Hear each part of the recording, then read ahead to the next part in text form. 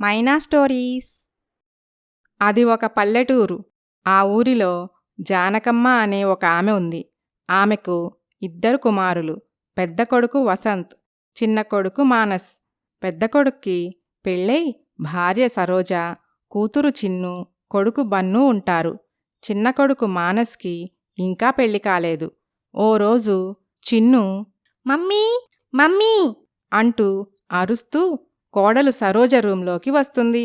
ఆ అరుపులతో నిద్రలేచిన సరోజ, అబ్బబ్బా, ఉదయాన్నే ఏంటే నీ గోల? అయినా ఇదేంటి దెయ్యంలా ఎందుకు జుట్టు విరబోసుకున్నావు? మమ్మీ, నాకు జడలువై, స్కూల్ టైం అవుతుంది. అప్పుడే చేతిలో షూ పట్టుకొని రూంలోకి వచ్చిన బన్ను, కాదు మమ్మీ, ముందు నా షూ పాలిష్ చెయ్యి. అబ్బబ్బా, ఏంట్రా మీ గోల? అయినా రోజు నీకు జడలు వేసేది, నీ షూ పాలిష్ చేసేది మీ నానమ్మే కదా. వెళ్ళి ఆవిడతో చేయించుకోండి. అది కాదు మమ్మీ, నాని వంట చేస్తుంది, అందుకే నీ దగ్గరకొచ్చాం.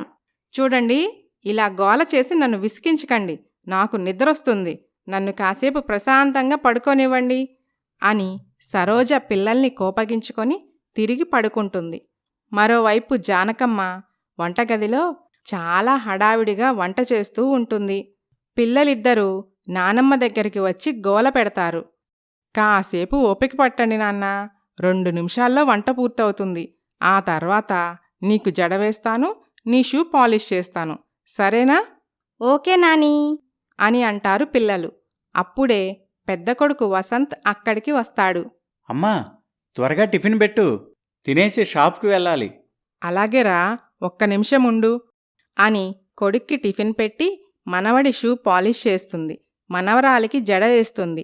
ఇంతలో బెడ్రూమ్ నుండి సరోజ, అత్తయ్య, తల పోటు పుడుతుంది, కాస్త కాఫీ తెచ్చిపెట్టరు? టైంకి కాఫీ తాగపోతే నాకసలు ఏ పని తోచదు అని కేక పెడుతుంది. ఆ, తెస్తున్నానమ్మా అని కోడలికి కాఫీ పెట్టి ఇస్తుంది. సరోజ కాఫీ తాగి, ఆహా, కాఫీ సూపర్గా ఉంది, చాలా థ్యాంక్స్ అత్తయ్య. మీ చేతి కాఫీ తాగితే పోయిన ప్రాణం కూడా తిరిగి రావాల్సిందే అని అత్తని తెగ పొగిడేస్తుంది. జానకమ్మ ఆ పొగడ్తలేమీ పట్టించుకోకుండా మౌనంగా ఓ చిరునవ్వు నవ్వి వంటగదిలోకి వెళ్ళిపోతుంది. అలా క్షణం తీరిక లేకుండా ఇంట్లో అన్ని పనులు తానొక్కతే చేస్తూ ఉంటుంది. మానస్ చాలా సరదా మనిషి. ఓవైపు ఉద్యోగం చేస్తూనే వీకెండ్స్లో విహారయాత్రలకు వెళ్ళటం అతని హాబీ. రే శివ, ఈ వీక్ అందరం సరదాగా గోవా ట్రిప్కి వెళ్దామా? అదేంట్రా, పోయిన వారమే కదా కొడైకెనాల్ వెళ్ళొచ్చాం, ఇంతలోనే ఇంకొక ట్రిప్పా? అవునరా, లైఫ్ అంటే ఓన్లీ సంపాదించడమే కాదు, ఎంజాయ్ కూడా చేయాలి. నీకేంటి బాబు, నెల రోజులు ఇంటికి వెళ్ళపోయినా మీ అమ్మగారు నిన్నేమీ అనరు. కానీ నా పరిస్థితి అలా కాదు. ఒక్కరోజు ఇంటికి వెళ్ళపోతే మా నాన్న పాయింట్లు పట్టి మరీ సిబిఐ ఆఫీసర్లా ఎంక్వైరీ చేస్తాడు. అది కాదురా, ఇప్పుడు మనం సింగిల్స్ కాబట్టి మనం ఎంత తిరిగినా ఇప్పుడే. పెళ్ళయ్యాక కపుల్స్ అవుతాం. అప్పుడు బయటికి వెళ్ళాలంటే ప్రతి విషయానికి భారీ పర్మిషన్ తీసుకోవాలి. పైగా పిల్లలు కూడా ఉంటే వాళ్ళ ఖర్చులు బాధ్యతలు పెరిగిపోతాయి. ఏమోరా, ఈసారి నువ్వెన్ని చెప్పినా నేను కన్విన్స్ అవ్వను. నేను రాను. సరే, నీ ఇష్టం, రాకపోతే రాకు, కానీ నేను మాత్రం ఎవరికోసం ఆగను అని అనుకుంటారు. జానకమ్మ కూరగాయల మార్కెట్ దగ్గరికి వెళ్తుంది. అక్కడ పొరుగింటి ప్రమీలమ్మ, సరస్వతమ్మ కనిపిస్తారు. ఏంటక్కా, పలుకే బంగారమైందే? ఒక్క పలుకేంటి, చూపు కూడా బంగారమైంది. అదేం లేదులేమ్మా, ఇంట్లో ఏదో పని సరిపోతుంది, మీకు తెలుసు కదా. మిషన్లాగా ఎప్పుడు ఏదో పని చేస్తుంటావు. నీ ఓపికే ఓపికక్కా. పడుచు పిల్లలు కూడా నీతో సమానంగా పనిచేయలేరు, తెలుసా? ఏదోలేమ్మా, ఒంట్లో ఓపికన్నంతవరకు చెయ్యాలి కదా. అయినా నీకేంలే అక్కా, నీ కోడలు నిన్ను ఎంతో ప్రేమగా గౌరవంగా చూసుకుంటుంది. అలాంటి అదృష్టం ఎంతమందికి దొరుకుతుంది? అవునక్కా, మాకు ఉన్నారు కోడళ్ళు. ఎందుకు, కనీసం మర్యాద కూడా మాకివ్వరు. మమ్మల్ని ఎప్పుడూ ఆడిపోసుకుంటూ రాక్షసుల్లా సాధిస్తూనే ఉంటారు. ఆ మాటకు జీవం లేని ఒక నవ్వు నవ్వి జానకమ్మ, ఇక నేను బయలుదేరతాను, ఆలస్యమవుతుంది, చాలా పనుంది. అది కాదక్కా, ఒక్క నిమిషం ఆగు, ఇంటి పనులన్నీ అయిపోయాక అరుగుపై కూర్చొని కాసేపు సరదాగా కబుర్లు చెప్పుకుందామంటే అసలు బయటకే రావాయే. అంత తీరిక నాకెక్కడదమ్మా. ఒకరి గురించి మాట్లాడుకొని కాలక్షేపం చేసే కంటే ఏదైనా పుస్తకం చదువుకోవటమో లేక నా కుటుంబం గురించి ఆలోచించటమో మంచిది కదా అని. వారి సంభాషణ వింటున్న కూరగాయల షాప్ ఆవిడ, మా బాగా చెప్పారమ్మా, వాళ్ళ గురించి వీళ్ళ గురించి చెవులు కొరుక్కోవటం కంటే అదే మేలు. కానీ కొందరికి పొద్దున్న లేచిన దగ్గర నుంచి ఎవరో ఒకరి సంసారం గురించి గొడవల గురించి మాట్లాడుకోపోతే నిద్ర పట్టదు అని అంటుంది. చూసావా, అది మనల్నే తిప్పిపొడుస్తుందే. అవునే, పోదాం పద అని వాళ్ళిద్దరూ వెళ్ళిపోతారు. పొరిగింటి ప్రమీలమ్మ ఇంట్లో, అమ్మాయి కోడలా, ఇవిగో ఈ కూరగాయలు తీసుకొని కాస్త కాఫీ నీళ్ళివ్వు. నేనివ్వను, వెళ్ళి నువ్వే పెట్టుకో. అదేంటే, అత్తనన్న గౌరవం కూడా లేకుండా ఏకవచనంతో పిలుస్తున్నావు? నువ్వే అన్నావుగా నా కోడలు అస్సలు నన్ను మర్యాదగానే చూడదు అని. మరలాంటప్పుడు ఇక నీకు మర్యాద ఇచ్చేం లాభం? నేనెప్పుడన్నానే? నీ ఆస్కార్ నటన నా దగ్గర కాదు. నువ్వు కూరగాయల షాపులో మాట్లాడింది మొత్తం నాకు తెలుసు. ఆ మాటకి గతుక్కుమంటుంది ప్రమీలమ్మ. అయ్యో, నేను నిన్నేమీ అనలేదే. ఆ సరస్వతమ్మ తన కోడల గురించి అంటుంటే పక్కనే ఉన్నా అంతే. అవునులే, అయినా ఆ సరోజ తెలివితేటలు మాకెక్కడివిలే. అది వాళ్ళత్తని ప్రేమగా దువ్వుతూ ఇంటి చాకిరీ మొత్తం చేయించుకుంటుంది. ఆ విధంగా చూసుకుంటే నేనే చాలా బెటర్. నిన్ను మహారాణిలా కూర్చోబెట్టి అన్నీ మంచం మీదకే అందిస్తున్నాను.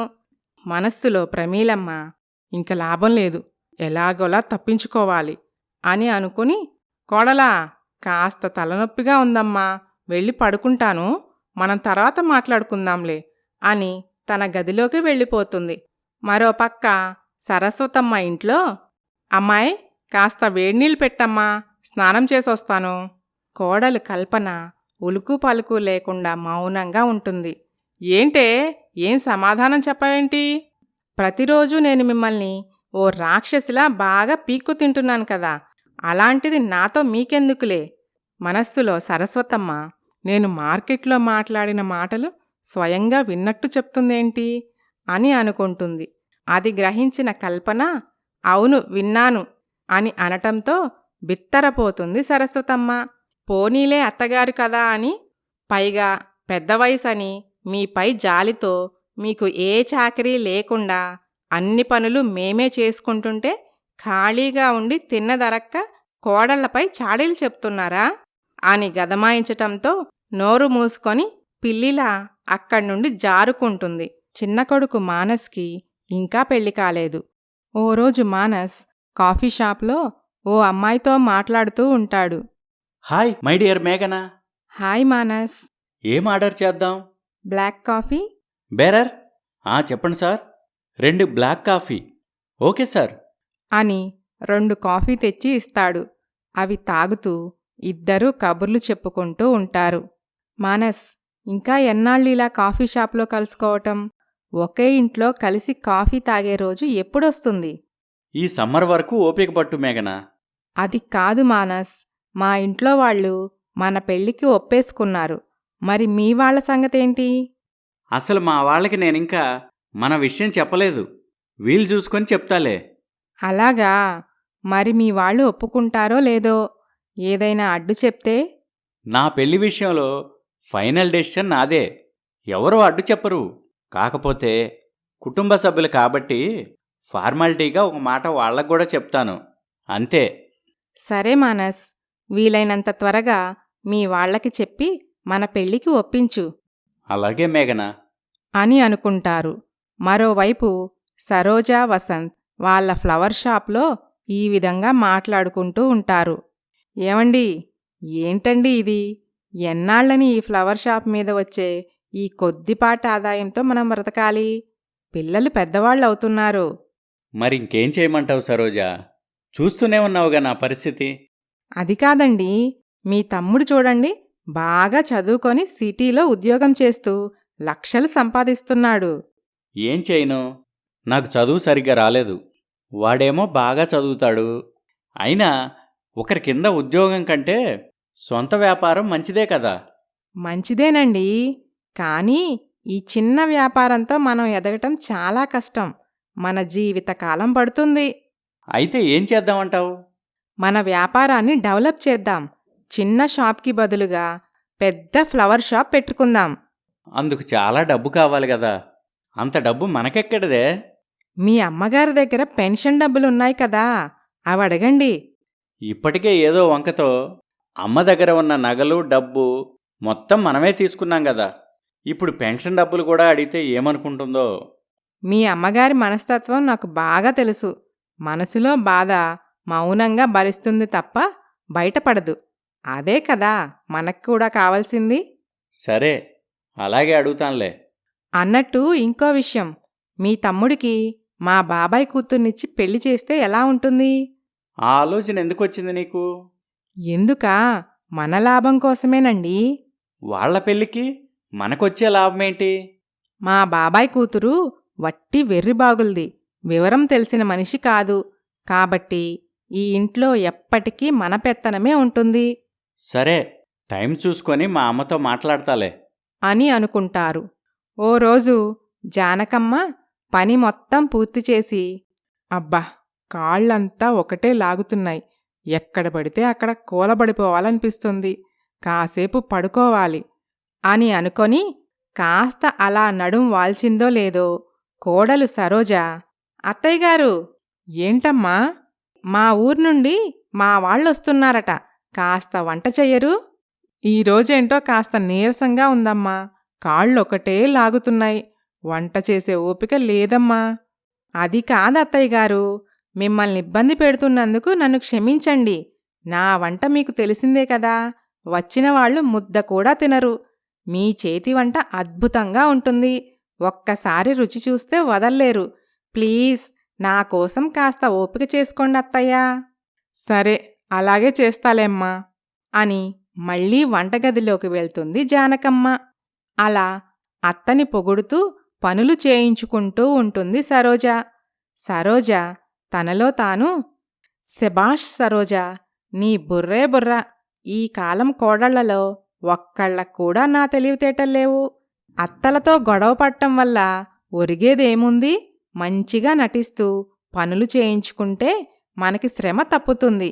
పైగా అత్తని బాగా చూసుకుంటూ అత్తమాటకి విలువిస్తున్న కోడలిగా నలుగురిలో ప్రత్యేక గౌరవం కూడా ఉంటుంది. ఏదేమైనా సరోజ, నీ తెలివే తెలివి, శభాష్ అని తనని తానే పొగుడుకుంటూ ఉంటుంది. ఓ రోజు సరోజ వాళ్ల బాబాయ్ వాళ్ల ఇంటికి వెళ్తుంది. బాబాయ్, నేను చెప్పింది విన్నారు కదా, మీ ఆలోచన ఏంటి చెప్పండి? మా ఆలోచన ఏముందమ్మా, నువ్వు చెప్పింది బానే ఉంది. అవునమ్మాయి సరోజా, అక్కవి నువ్వున్నింటికే నీ చెల్లెల్ని కూడా కోడలిగా తీసుకెళ్తానంటే మాకు అభ్యంతరం ఏముంటుందమ్మా? కాని మీ మరిది బాగా చదువుకున్నాడు కదమ్మా, పట్నంలో ఉద్యోగం చేస్తున్నాడు, ఈ పెళ్లికి ఒప్పుకుంటాడా? నేను మా ఆయన కలిసి మా మరిదిని ఎలాగోలా ఒప్పిస్తాంలే బాబాయ్. సరేనమ్మా. బాబాయ్, అడగటం మర్చిపోయాను, కాస్త డబ్బు అవసరం ఉంది, సర్దుతావా? నీకు తర్వాత ఇస్తాను. అలాగేనమ్మా, తప్పకుండా సర్దుతాను.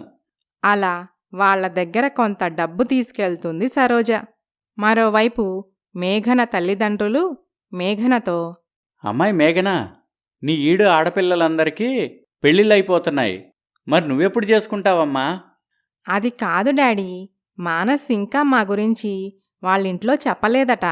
త్వరలోనే చెప్పి వాళ్ళని ఒప్పించి నన్ను పెళ్లి చేసుకుంటానన్నాడు. నువ్వు మాకు సమాధానం చెప్పినంత ఈజీ కాదమ్మా మేము జనాలకు సమాధానం చెప్పటం. ఈడొచ్చిన పిల్ల పెళ్లి చేసుకోకుండా ఇంట్లో ఉంటే అందరూ నానా విధాలుగా అనుకుంటారు. అవునమ్మా మేఘనా, మొన్నటి వరకు అంటే నీకు ఉద్యోగం వచ్చినాక పెళ్లి చేస్తాను అని చెప్పాను. ఇప్పుడు అది కూడా వచ్చేసింది కదా, ఇక ఏం సమాధానం చెప్పాలి చెప్పు? అందుకే ఇక ఆలస్యం చేయకుండా పెళ్లి చేసుకుంటే మంచిది. నాకొక్క నెల రోజులు టైం ఇవ్వండి డాడీ, మానస్తో మాట్లాడతాను. సరేనమ్మా, నీ ఇష్టాయిష్టాలను మేమెప్పుడూ కాదనలేదు. వీలైనంత త్వరలో మీరు పెళ్లి చేసుకుంటే బావుంటుంది. అలాగే డాడీ అని అనుకుంటారు. వసంత్ జానకమ్మ దగ్గరకు వెళ్ళి, అమ్మా, నేను మన ఫ్లవర్ షాప్ని పెద్ద చేయాలనుకుంటున్నాను, కానీ నా చేతిలో చిల్లి గవ్వలేదు. నీ పెన్షన్ డబ్బులు ఇవ్వవా? నీకు తర్వాత ఇస్తాను. సరేరా, అలాగే ఇస్తాను అని తాను దాచుకున్న పెన్షన్ డబ్బు మొత్తం పెద్ద కొడుక్కి ఇచ్చేస్తుంది Janakamma. Thank you very much అమ్మా. అని సంతోషంగా ఆ డబ్బు తీసుకుని వెళ్ళిపోతాడు వసంత్. నాకొక్క నెల రోజులు టైం ఇవ్వండి డాడీ, మానస్తో మాట్లాడతాను. సరేనమ్మా, నీ ఇష్టాయిష్టాలను మేమెప్పుడూ కాదనలేదు. వీలైనంత త్వరలో మీరు పెళ్లి చేసుకుంటే బావుంటుంది. అలాగే డాడీ అని అనుకుంటారు. ఓ రోజు మేఘన మానస్ పనిచేసే ఆఫీస్కి వెళ్తుంది. ఏంటి మేఘనా, చెప్పపెట్టకుండా నేరుగా మా ఆఫీస్కొచ్చావు? కాల్ చేస్తే బయట ఎక్కడైనా మీట్ అయ్యేవాళ్ళం కదా. నీకు చాలాసార్లు ఫోన్ చేశాను మానస్, నీ ఫోన్ కలవలేదు, అందుకే ఆఫీస్కొచ్చాను. అంత అర్జెంటు విషయం ఏంటి? అప్పుడు మేఘన తన తల్లిదండ్రులతో ఆమె పెళ్లి గురించి ఇంట్లో జరిగిన సంభాషణ వివరిస్తుంది. అవునా మేఘనా, ఇంత డిస్కషన్ జరిగిందా? లాస్ట్ వీక్ నేను మా ఇంటికి వెళ్ళలేదు. ఈ వీక్ వెళ్తాను. ఖచ్చితంగా మన పెళ్లి గురించి మాట్లాడతాను. అదేదో త్వరగా మాట్లాడు మానస్, ఒక్కోసారి మా వాళ్ళు ఏమంటున్నారో తెలుసా? ఏమంటున్నారు? అతను పెళ్లికి ఎందుకు లేట్ చేస్తున్నాడు, నిజంగానే నిన్ను ప్రేమిస్తున్నాడా లేక టైంపాస్ చేస్తున్నాడా అని అనుమానపడుతున్నారు. లేదు లేదు, అలా ఏం కాదని మీ వాళ్ళకి చెప్పు. చూడు మేఘనా, ఈ నెలలో మనం పెళ్లి చేసుకోవడం ఖాయం. నా మాట నమ్ము. థ్యాంక్ యూ మానస్ అని హ్యాపీగా వెళ్ళిపోతుంది మేఘన. ఆ మరుసటి రోజు ఇంటికి వెళతాడు మానస్. ఏ బాబాయ్ వచ్చాడు. హాయ్ బాబాయ్. హాయ్ చిన్ను పన్ను, ఎలా ఉన్నారు? బాగా చదువుకుంటున్నారా? ఓ, బాగా చదువుకుంటున్నాం బాబాయ్. మా క్లాస్లో మేమే ఫస్ట్ తెలుసా? Very good. ఇవిగో చాక్లెట్స్ తీసుకోండి అని ఇద్దరికీ చాక్లెట్స్ ఇస్తాడు. ఏ థ్యాంక్ యూ బాబాయ్. ఏంటి బాబూ, ఇన్నాళ్లకి ఇల్లు గుర్తొచ్చిందా? లేదమ్మా, నువ్వు గుర్తొచ్చావు, అందుకే వచ్చాను. అమ్మా, ఇవిగో నీ ఖర్చులకు డబ్బులు. హాయిగా ఖర్చు చేసుకో అమ్మా. ఆ డబ్బు వైపు ఆశగా ఒక లుక్కు వేస్తుంది సరోజ. జానకమ్మ మాత్రం ఆ డబ్బు వైపు నిర్లిప్తతతో కూడిన ఓ చూపు చూసి మనస్సులో, సమయానికి డబ్బిస్తే చాలు మా అమ్మ సంతోషంగా ఉంటుందనుకుంటాడు వీడు, అది తప్పు అని ఎప్పుడు తెలుసుకుంటాడో ఏంటో అని అనుకొని, నా దగ్గరున్నాయిలేరా, నీకే ఖర్చులుంటాయి కదా, వాడుకో. అయ్యో అత్తయ్య గారు, అలా అంటారేంటి? మరిదిగారు మీ మీద ప్రేమతో ఇస్తేను ఏదో ఒక అవసరానికి పనికొస్తాయి, ఉంచుకోండి అత్తయ్యా. సరే, ఎప్పుడు తిన్నావో ఏంటో, పద భోజనం వడ్డిస్తాను అని చిన్న కొడుకును తీసుకువెళ్ళి భోజనం వడ్డిస్తూ ఉంటుంది జానకమ్మ. బాబూ, నీతో ఒక విషయం మాట్లాడాలి. నేను కూడా నీతో ఒక విషయం చెప్పాలమ్మా. ఏంటి బాబు అది? ముందు నువ్వు చెప్పమ్మా, తర్వాత నేను చెప్తాను. అదేరా, మీ అన్నయ్య వదిన వాళ్ళు నీకో సంబంధం తెచ్చారు. వదిన వాళ్ళ బాబాయ్ కూతుర్ని నీకిచ్చి పెళ్లి చెయ్యాలనుకుంటున్నారు. సారీ అమ్మా, నేను ఒక అమ్మాయిని ప్రేమిస్తున్నాను. తననే పెళ్లి చేసుకుంటాను. తను చాలా మంచిది, నాలాగే జాబ్ కూడా చేస్తుంది.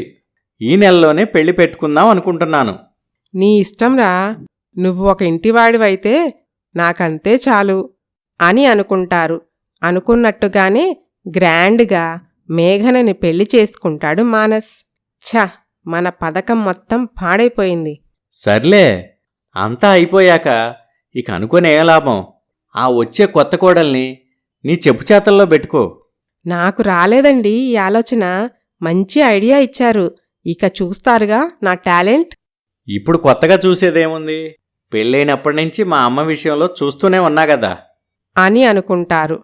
మరిదిగారు, ఇక మీరు ఇదివరకిట్లా సరదాలు షికార్లు చేయటం మానేయాలి. ఎందుకొదినా? ఇప్పుడు మిమ్మల్ని నమ్ముకొని ఒక తోడు వచ్చింది. మా చెల్లి కోసం మీరు సమయం కేటాయించాలి. అలాగే వదినా, ఇక నుంచి నా సమయం మొత్తం తనదే. ఒక్క ఆఫీస్ సమయం తప్ప. అది కూడా ఇస్తే నన్ను ఉద్యోగంలో నుంచి తీసేస్తారు కదా అని అందరూ సరదాగా నవ్వుకుంటారు. చూడమ్మా మేఘనా, నా తమ్ముడు బంగారం, నిన్ను బాగా చూసుకుంటాడు. నువ్వు చాలా అదృష్టవంతురాలివి. అబ్బో, అలా అయితే మా చెల్లెలు అంతకంటే ఎక్కువే. మీ తమ్ముడే అదృష్టవంతుడు. సరే సర్లే, అలాగే ఒప్పుకుంటాను. మీ ఆడవాళ్ళు మా మగవాళ్ళని ఎక్కడ గెలవనిస్తారు? మీతో పెట్టుకొని మేము వేగలేం. అంతా అబద్ధం. సందు దొరికితే చాలు మీ మగవాళ్లే మమ్మల్ని ఆడిపోసుకుంటారు కదా చెల్లి అని సరదాగా నవ్వుకుంటారు. నూతన వధూవరులకు హారతిచ్చి దిష్టి తీస్తారు. కుడికాలు ముందు పెట్టి ఇంట్లోకి రమ్మా. ఒక్క నిమిషం. పిన్ని, మా బాబాయ్ పేరు చెప్పకుండా లోపలికి రానివ్వం.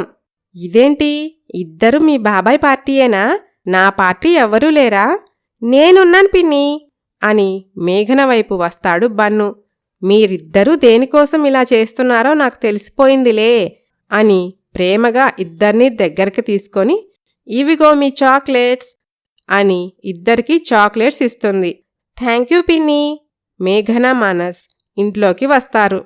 చూడు మేఘన, ఈ ఇల్లు నీకు అలవాటయ్యే వరకు నీకు ఏది కావాలన్నా మొహమాటం లేకుండా నన్నడుగు. నీ సొంత అక్కనే అనుకో. అలాగే అక్క. చాలా థ్యాంక్స్. ఏ కొత్త కోడలైనా మొదటిగా ఆలోచించేది అత్తింట్లో తోడికోడళ్ల మధ్య సత్సంబంధాల గురించే. నువ్వు మాట్లాడాక నాకా భయం పోయింది అని అనుకుంటారు. సరోజ వాళ్ళ బాబాయ్ వాళ్ళింట్లో, ఏంటి సరోజా, నువ్వు చెప్పిందేంటి చేసిందేంటి? నా కూతుర్ని నీ తోడికోడల్ని చేసుకుంటానన్నావు, మరి ఎందుకు ఇలా చేశావు? సరోజ సమాధానం చెప్పలేక నీళ్లు నములుతూ ఉంటుంది. మా మరిది మా మాట కాదనడు. మా ఇంట్లో నేను ఏది చెప్తే అదే శాసనం. బాహుబలిలో శివగామి లెవెల్లో వీరపోజులిచ్చావు కదా. బాబాయ్, పిన్ని, నేను చాలా ప్రయత్నించాను, కాని కుదరలేదు. నన్ను నమ్మండి. ఇక చాలే ఆపు. ఎవడికి కావాలి నీ నమ్మకం? నిన్ను నమ్ముకొని ఇప్పటి వరకు మా అమ్మాయికొచ్చిన మంచి సంబంధాలన్నీ వదులుకున్నాం. తప్పు తనది కాదే, మనది. ఇదిగో అమ్మాయి, నా దగ్గర తీసుకున్న డబ్బులు తిరిగిచ్చాయి. అదేంటి బాబాయ్, అలా అకస్మాత్తుగా అడిగితే ఎక్కడ్నుంచి తీసుకురాను? ఈ తెలివి మీ మరిదికి పెళ్లి చెయ్యకముందు ఉండాలి. అది కాదు పిన్ని, మీరేం బాధపడకండి. మా బంధువుల్లో నాకు తెలిసిన ఇంకో అబ్బాయి ఉన్నాడు, మంచి ఉద్యోగం. మా చెవిలో పూలు పెట్టింది చాలే. డబ్బులివ్వకుండా ఎగ్గొట్టానికేగా ఈ నాటకాలు. ఆ పప్పులేం ఉడకవు అని గట్టిగా మాట్లాడటంతో బేలమొహంతో అక్కడ్నుండి వెళ్ళిపోతుంది సరోజ. ఓ రోజు తెల్లవారుజామున 5 గంటలకు మేఘనకు మెలకువ వస్తుంది. తన గదిలో నుండి బయటికి వచ్చి చూసేసరికి ఇల్లంతా శుభ్రంగా ఊడ్చి ఇంటి ముందు ముగ్గు పెట్టి ఉంటుంది. వంటగదిలో నుండి పొగలు వస్తూ ఉంటాయి. అది చూసి మేఘన, సరోజక్క పొద్దున్నే నిద్రలేచినట్టుంది. ఈ కాలంలో కోడళ్ళు చాలామంది బారెడు పొద్దెక్కే వరకు కూడా నిద్రలేవరు. అలాంటిది తెల్లవారేసరికి ఇంటి పన్నంతా చేసేసింది. అక్క దగ్గర చాలా మంచి అలవాట్లున్నట్టున్నాయే అని అనుకొని తిరిగి తన గదిలోకి వెళ్ళిపోతుంది.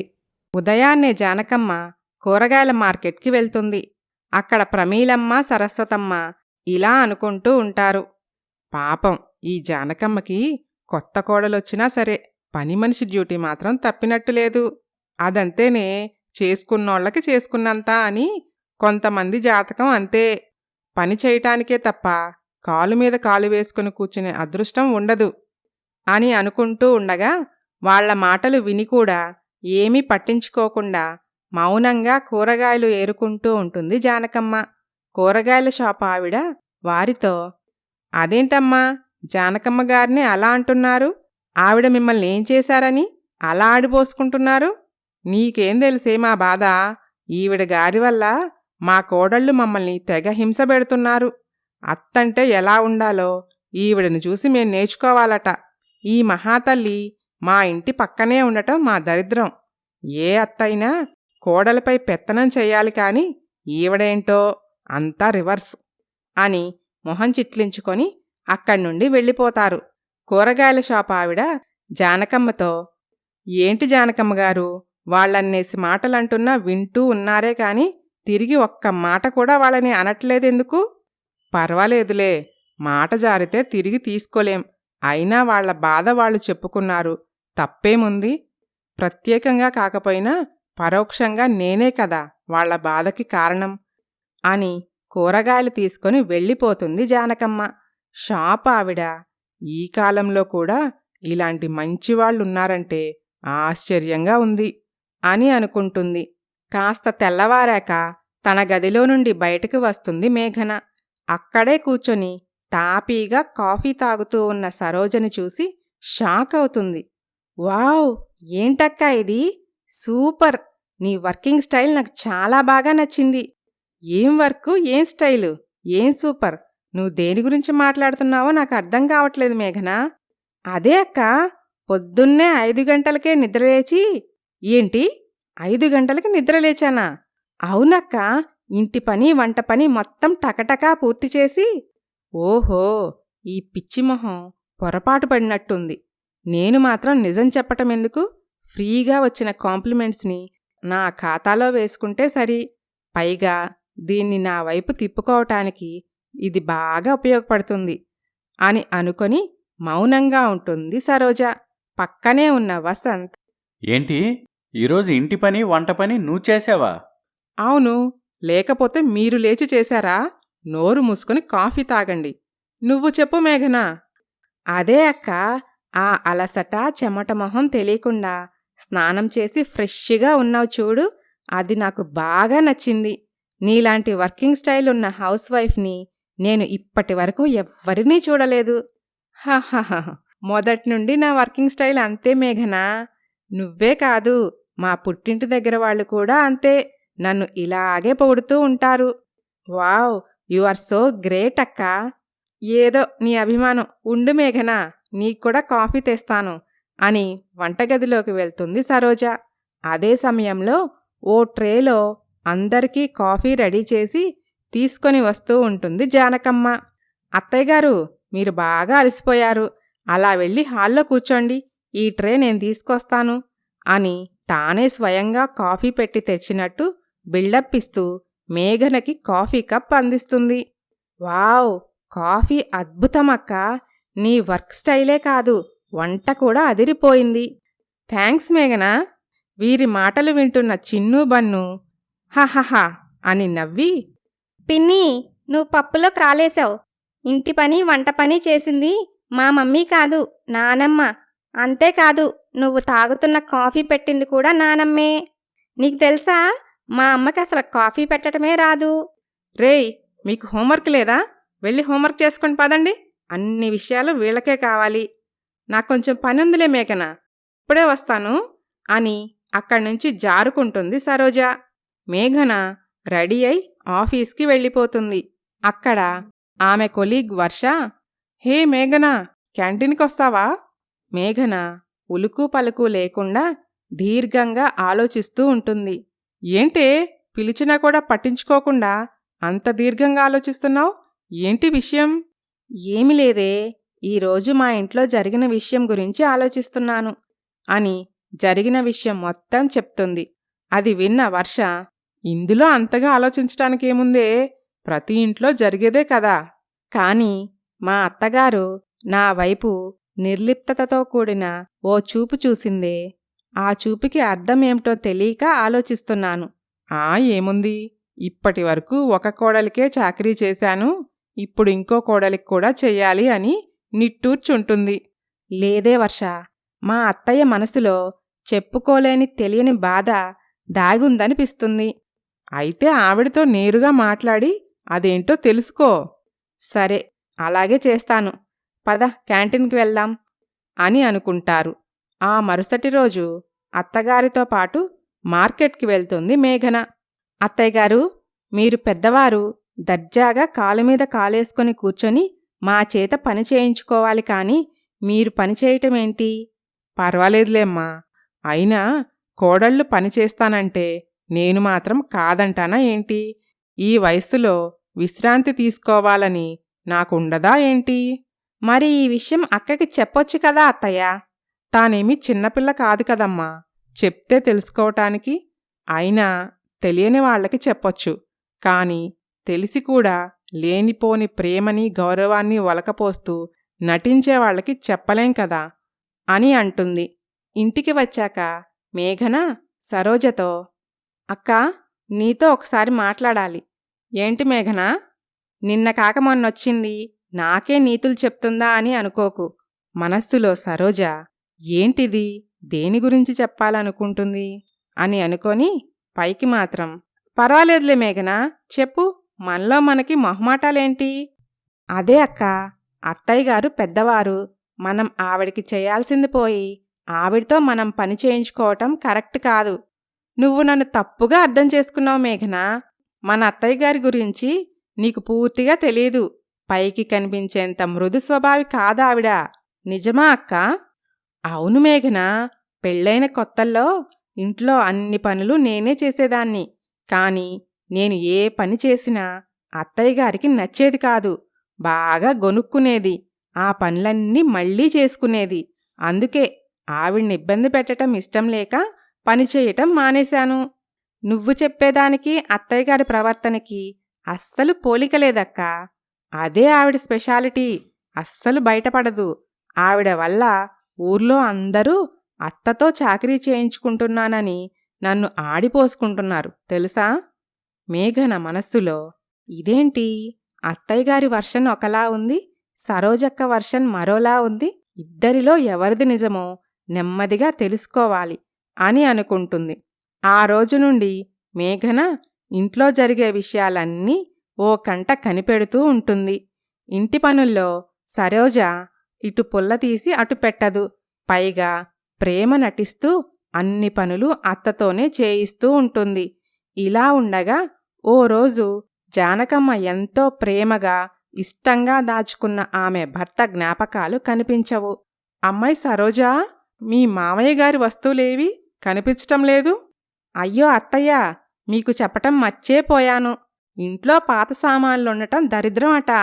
మన ఇంట్లో ఆ పాత వస్తువులెందుకని పాత సామాన్లు అడిగి అమ్మేశాను. ఆ మాట విని చాలా బాధపడుతుంది జానకమ్మ. కాని మారు మాట్లాడకుండా అక్కడ్నుండి వెళ్ళిపోతుంది. ఓ రోజు మేఘనా మానస్ పార్కులో, ఏంటి మేఘనా, ఇక్కడికి రమ్మన్నావు? మీతో కొంచెం మాట్లాడాలి. మనమేమైనా ప్రేమ పావురాళ్లమా పార్కులో కలిసి మాట్లాడుకోవటానికి? సాయంత్రం ఇంటికి వస్తా కదా. అక్కడ మాట్లాడుకోవటం కుదరదు. ఏంటా విషయం? మీరు అత్తయ్య గారిని అసలు పట్టించుకుంటున్నారా? ఆవిడతో ఎప్పుడైనా కాసేపు సమయం వెచ్చించి మాట్లాడారా? అలా అన్నావేంటి మేఘనా? ప్రతి నెల క్రమం తప్పకుండా మా అమ్మ ఖర్చులకి డబ్బులిస్తాను. ఆవిడికి కావలసినవి తెచ్చిపెడతాను. ఇంట్లో కావలసినంత విశ్రాంతి ఎటూ ఉంటుంది.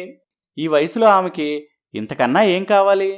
అన్ని విషయాలు డబ్బుతోనే ముడిపడి ఉండవు మానస్. డబ్బు మానసికపరమైన సంతోషాన్ని ఇవ్వదు, అవసరాన్ని తీరుస్తుంది, అంతే. ఇప్పుడు మా అమ్మకి అంత బాధ ఏమొచ్చింది? ఆవిడ చాలా హ్యాపీగానే ఉంది కదా. నువ్వు పొరపాటు పడుతున్నావు మానస్. అత్తయ్య గారిలో చెప్పుకోలేనంత బాధ ఉంది. ఏంటా బాధ? మీ అన్నయ్య వదిన మీ అమ్మగారికి కూడా తెలియకుండా ఆవిడని ఇంటి పనిమనిషిని చేశారు. మీ అమ్మకి వచ్చే పెన్షన్, ఆవిడ నగలు, ఆవిడ దగ్గర ఉన్న డబ్బులు అన్నీ ఆవిడికి అనుమానం రాకుండా ప్రేమ ఒలకపోస్తూనే కాజేశారు. మరి అమ్మ ఎప్పుడు నాతో అనలేదే? నువ్వు మాట్లాడే టైం ఇస్తేనే కదా ఆవిడ తన బాధలు చెప్పుకోవటానికి. నీ సరదాలు నీవి. అంతేకాదు, ఆవిడ జ్ఞాపకంగా దాచుకున్న మీ నాన్నగారి వస్తువులు కూడా అమ్మేసుకుంది మీ వదిన అని తాను తెలుసుకున్న అన్ని విషయాలు పూసగుచ్చినట్టు వివరిస్తుంది మేఘన. ఇంత జరుగుతుందా ఇంట్లో? ఇన్నాళ్ళు వాళ్ళు అమ్మని బాగా చూసుకుంటున్నారనుకున్నా. అమ్మ సంతోషంగా ఉంటుందని పొరపాటు పడ్డా. అయితే ఇప్పుడేం చేద్దాం? ఎలాగూ నాకు సిటీకి ట్రాన్స్ఫర్ అయింది కాబట్టి మనతో పాటు అత్తయ్య గారిని తీసుకువెళ్దాం అలాగే మేఘనా అని అనుకుంటారు. వసంత్ ఫ్లవర్ షాప్ దగ్గరికి వెళ్తాడు మానస్. ఏంట్రా ఇలా వచ్చావు? అన్నయ్య, మేఘనకి సిటీకి ట్రాన్స్ఫర్ అయింది. అందుకని మేం పట్నం వెళ్ళిపోతున్నాం. అలాగేరా, అమ్మను కూడా మాతో పాటు తీసుకువెళ్తాం. అమ్మెందుకురా? ఆవిడిక్కడే ఉంటుందిలే. మీరు వెళ్ళిరండి. లేదు లేదు, అమ్మ కూడా మాతో పాటే వస్తుంది అని చెప్పి వెళ్ళిపోతాడు మానస్. ఇంటి దగ్గర మేఘన సరోజతో విషయం చెప్తుంది. చూడు మేఘన, అత్తయ్య గారు పట్నంలో ఉండలేరు. ఆవిడ పల్లెటూరు వాతావరణానికి అలవాటు పడిన మనిషి. పర్వాలేదక్కా, కొద్ది రోజులు పోతే నెమ్మదిగా అలవాటు పడుతుందిలే. లేదు, అత్తయ్య గారిని నువ్వు తీసుకువెళ్ళటానికి కుదరదు. ఆమె ఇక్కడే ఉంటుంది. అర్థమైందక్కా.